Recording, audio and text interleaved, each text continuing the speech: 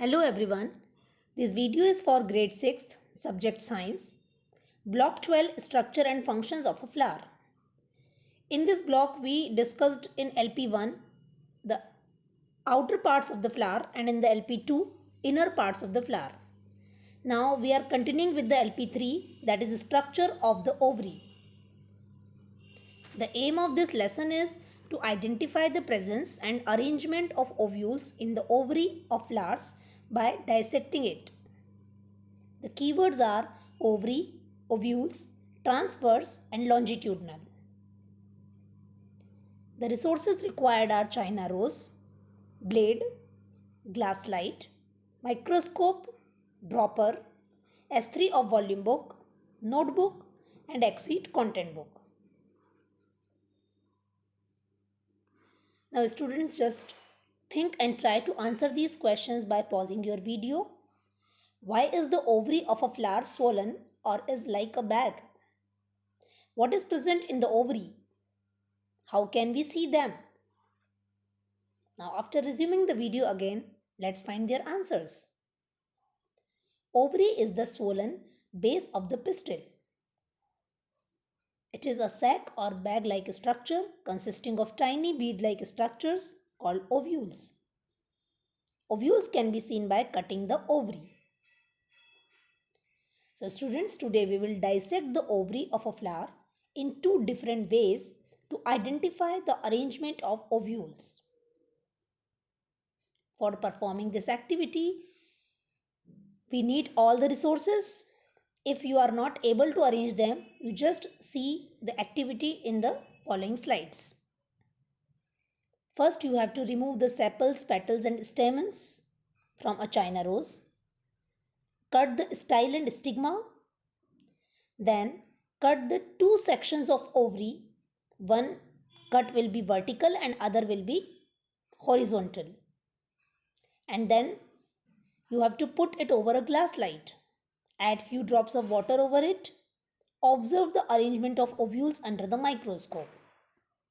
Students, if you are performing this, you need two China rose because you have to see the ovary in two different ways by cutting it vertically and horizontally. Now, after performing this activity, what did you observe when the ovary is cut transversely, that is horizontally, and longitudinally, that is vertically? Now, see the answer. When an ovary is dissected, we observe that the ovary had chambers or segments. We saw ovules arranged in these segments. When a longitudinal section is made, the ovules are seen arranged in a vertical rows.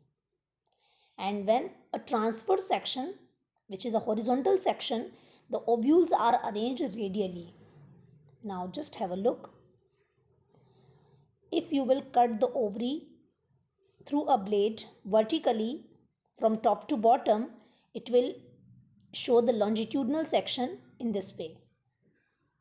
And if you cut the ovary from the center in a horizontal way, you will have a transverse section which will look like a second picture. This arrangement is called radial arrangement. Now, do the ovaries of all the flower contain the same number of ovules?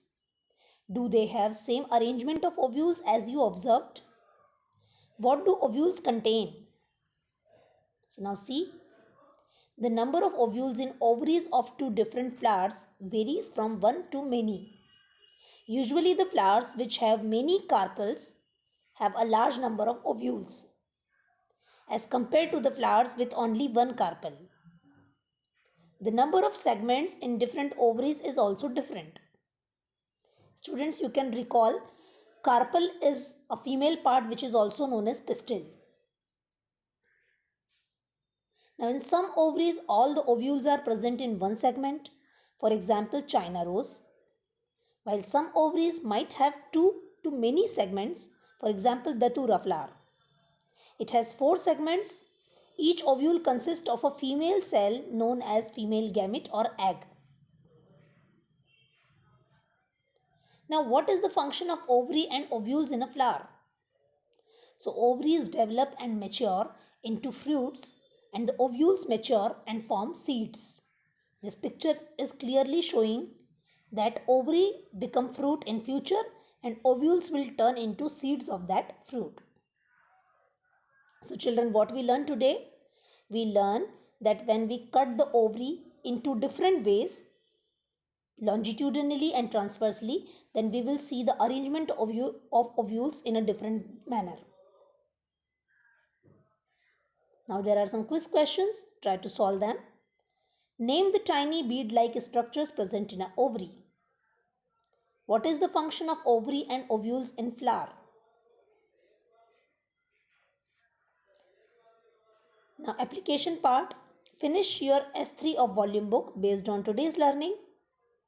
Complete practice questions 7, 8, 9, 10 from your Exceed content book. Thank you students. Have a great day.